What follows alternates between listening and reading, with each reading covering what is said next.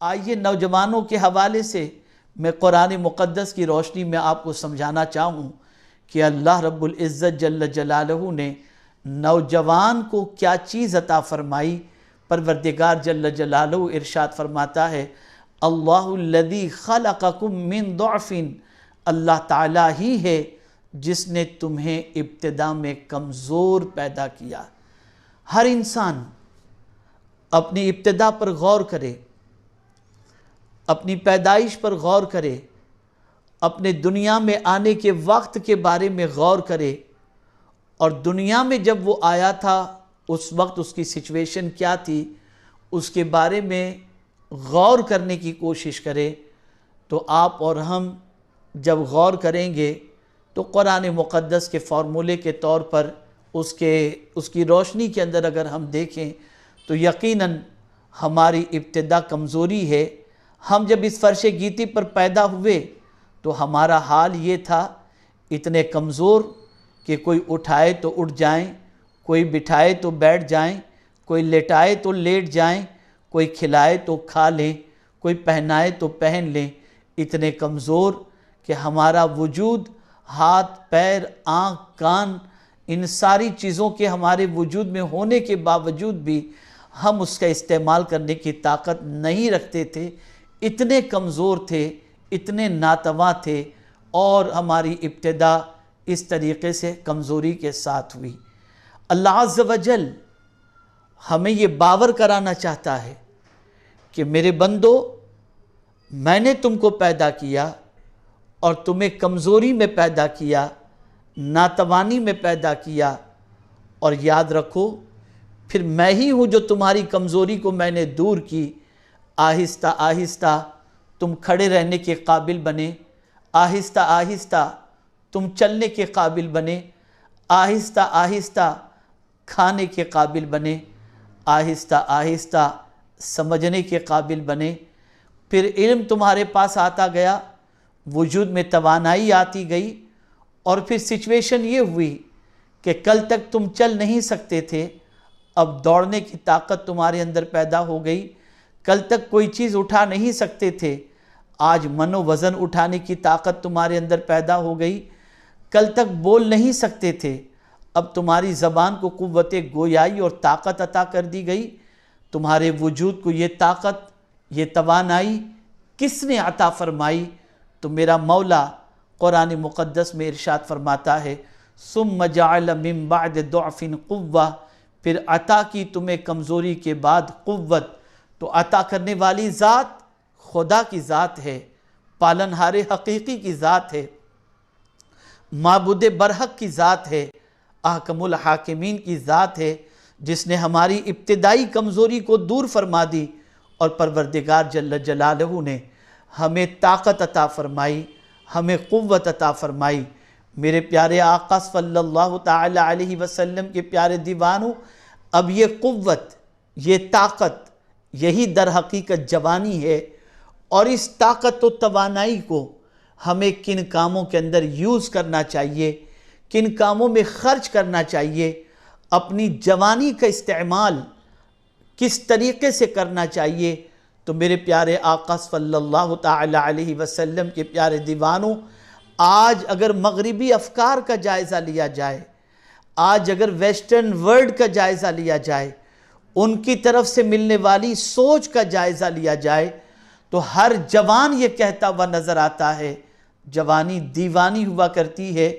اسے عیش موج کے اندر خرچ کرنا چاہیے۔ لیکن اسلام جوانی کو ضائع کرنے کی تعلیم نہیں دیتا، جوانی کی قوت و اشتمینہ کو برباد کرنے کی تعلیم نہیں دیتا، بلکہ اللہ اکبر، میرے پیارے آقا صلی اللہ تعالی علیہ وسلم کے پیارے دیوانوں، جوانی کو صحیح طور پر قانون الہی اور قانون رسول صلی اللہ تعالی علیہ وسلم کے مطابق خرچ کرنے کی تعلیم اسلام ہمیں عطا فرماتا ہے۔ آپ اندازہ لگائیں، ایک جوان انسان جب جوانی میں عبادت کرتا ہے، جوانی میں اچھے کام کرتا ہے، جوانی میں فضول چیزوں سے اپنے آپ کو روکتا ہے، اپنی جوانی کو بے داغ رکھتا ہے، اپنی جوانی کو آوارگی سے بچائے رکھتا ہے، تو اس کا مقام اللہ کے نزدیک کتنا عرف و اعلیٰ ہے کہ آقا کریم صلی اللہ تعالی علیہ وسلم نے ارشاد فرمایا 7 خوش نصیب ایسے ہیں جنہیں اللہ عز و جل کل بروز قیامت عرش کے سائے میں جگہ عطا فرمائے گا۔ ان میں سے ایک وہ خوش نصیب ہوگا، وہ نوجوان جو اپنی جوانی کو اللہ کی عبادت میں خرچ کرے، اللہ تعالیٰ کل بروز قیامت اسے عرش کے سائے میں جگہ نصیب فرمائے گا۔ آپ دیکھیں میرے پیارے آقا صلی اللہ تعالی علیہ وسلم کے پیارے دیوانوں، جوانوں کی اہمیت اسلام میں بھی ہے،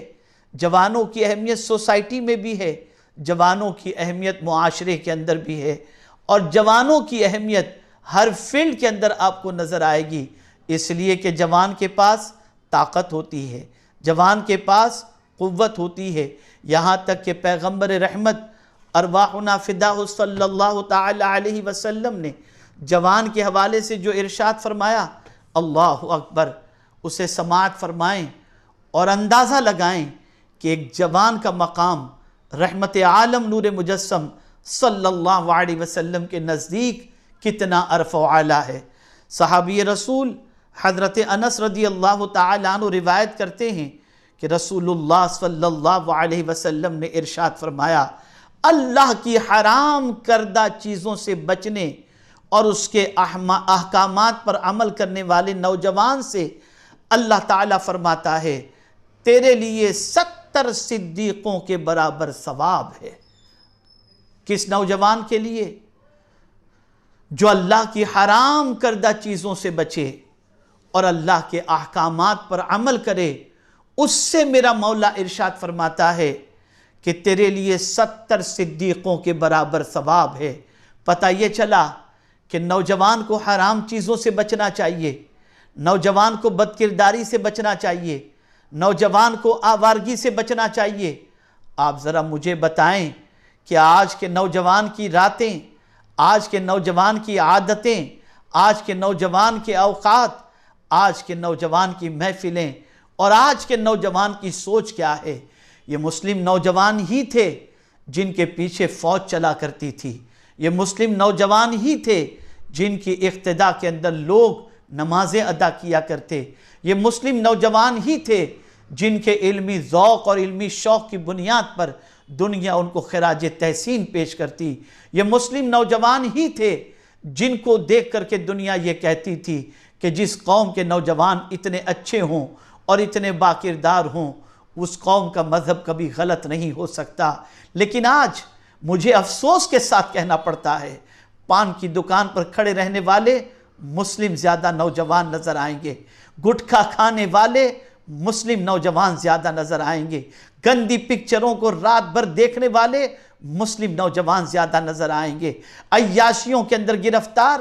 مسلم نوجوان زیادہ نظر آئیں گے، ایزی منی اور ڈرگز اور غلط کاروبار سے لے کر غلط عادتوں کے مرتکب بہت زیادہ آپ اگر دیکھیں گے تو اس میں ایک بڑی تعداد مسلم نوجوانوں کی نظر آئے گی۔ اے میری قوم کے نوجوانوں، میں تم سے پوچھنا چاہتا ہوں، اللہ کے رسول صلی اللہ علیہ وسلم نے تو فرمایا اگر کوئی حرام کردہ چیزوں سے بچ جائے اور اللہ کے احکامات پر عمل کرے تو اللہ تعالیٰ اسے 70 صدیقوں کے برابر ثواب عطا فرمائے گا۔ لیکن آج ہم دیکھ رہے ہیں ہمارے نوجوانوں کا کوئی ایم نہیں رہ گیا، ہمارے نوجوانوں کا کوئی گول نہیں رہ گیا، ہمارے نوجوانوں کا کوئی مقصد نہیں رہ گیا الا ماشاءاللہ۔ میرے پیارے آقا صلی اللہ علیہ وسلم کے پیارے دیوانوں، اپنی جوانی کی قدر کرو، یہ طاقت بار بار پروردگار نہیں عطا فرماتا۔ آج اللہ نے جوانی میں طاقت عطا فرمائی ہے، ایجوکیشن کے پیچھے خرچ کرو، سوشل ایکٹیویٹیز کے پیچھے خرچ کرو، غریبوں کی مدد کے پیچھے خرچ کرو، کاروبار میں محنت و مشقت کرو، علم حاصل کرنے میں محنت و مشقت کرو، بری عادتوں سے بچو، بری سنگتوں سے بچو، برے دوستوں سے بچو، برے خیالات سے بچو۔ جب کسی کی سوچ پراگندہ ہو جائے، جب کسی کے افکار و نظریات گندے ہو جائیں، پھر وہ نوجوان تباہی کے دہانے پر پہنچ جاتا ہے۔ ذرا سوچ اور اندازہ لگاؤ، آج بھی بہت سارے پیرنٹس ایسے ہیں جن کے دل و دماغ کے اندر اپنی اولاد کے سلسلے میں بڑے خواب ہوتے ہیں۔ ایک باپ یہ تمنا رکھتا ہے میرا بیٹا مستقبل کا بہترین انسان بنے، بہترین داعی بنے، بہترین ڈاکٹر بنے، بہترین سائنٹسٹ بنے، بہترین انجینئر بنے، بہترین محقق بنے، بہترین ریسرچ اسکالر بنے۔ باپ اور ماں نہ جانے کس کس طریقے سے بچے کے لیے رقم جمع کر کے تعلیم و تربیت کا اہتمام کرنے کی کوشش کرتے ہیں، لیکن یہی بچہ جب اسکول اور کالج کی دہلیز پر پہنچتا ہے قدم پھسل جاتے ہیں، جب آن لائن چیٹنگ پر جاتا ہے، پوری رات واٹس ایپ اور گپ شپ کے اندر اور ٹویٹر پر اور فیس بک کے اندر اپنی رات اور اپنی دن اور اپنی طاقت و توانائی کو خرچ کرتا ہوا نظر آتا ہے، نہ کبھی ماں کی آرزوؤں کا خیال، نہ کبھی باپ کی تمناؤں کا خیال، نہ کبھی اپنے مستقبل کا خیال، کسی چیز کا خیال نہیں، بلکہ خیال ہے تو اپنی نفسانی خواہشات کی تکمیل کا اور بری عادتوں کا اور خواہش کو تسکین پہنچانے کا۔ نہیں، اے رسول اعظم صلی اللہ علیہ وسلم کے دیوانوں، جوانوں کی زندگی ایسی نہیں ہونی چاہیے۔ جوان تو دوسروں کا سہارا بنتا ہے، جوان کی سوچ تو بڑی پختہ ہوا کرتی ہے۔ جوانوں کے حوالے سے رسول اعظم صلی اللہ علیہ وسلم کا یہ ارشاد سماعت فرمائیں اور پیغمبر رحمت صلی اللہ علیہ وسلم کی نگاہوں کے اندر نوجوان کی اہمیت کو سمجھیں۔ اللہ اکبر، میرے آقا صلی اللہ تعالی علیہ وسلم نے ارشاد فرمایا صبح کے وقت عبادت کرنے والے نوجوان کو بڑھاپے میں عبادت کرنے والے بوڑھے پر ایسی ہی فضیلت ہے جیسی رسولوں کو تمام لوگوں پر فضیلت ہے۔ اگر کوئی جوان جوانی میں عبادت کرتا ہے، خبردار آپ کے حاشیے خیال میں یہ بات نہ آئے کہ یہاں عبادت سے مراد صرف اور صرف نماز، روزہ اور حج و زکوٰۃ ہے۔ ہر وہ کام جو اللہ عز و جل کی رضا کے لیے کیا جائے، ہر وہ جائز کام جو اللہ کی خوشنودی کے لیے کیا جائے، وہ عبادت ہے۔ اے رسول اعظم صلی اللہ علیہ وسلم کے دیوانوں، پیغمبر رحمت صلی اللہ علیہ وسلم نے جوانی میں عبادت کرنے والے کے لیے کتنا اونچا مقام عطا فرمایا کہ رسول اعظم صلی اللہ علیہ وسلم فرماتے ہیں کہ اس کی فضیلت ایسی ہی ہے بوڑھوں پر جیسی رسولوں کی فضیلت لوگوں پر ہے۔ یہاں سے یہ بات سمجھ میں آئی کہ نوجوان کو اپنی جوانی کا خیال کرنا چاہیے۔